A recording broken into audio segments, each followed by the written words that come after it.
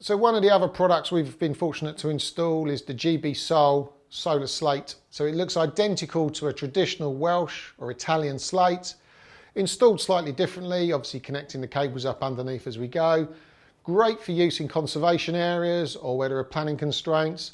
Unfortunately, because of the technology and the fact that they do spray the glass coating with a grey colouring to allow it to match the slate, they are slightly less efficient and are about 5% less efficient than a traditional solar panel. But if aesthetics and if the conservation officer or the planning officer are insistent, you still can make that listed building or a building in a conservation area, you can still make that building green by installing these products.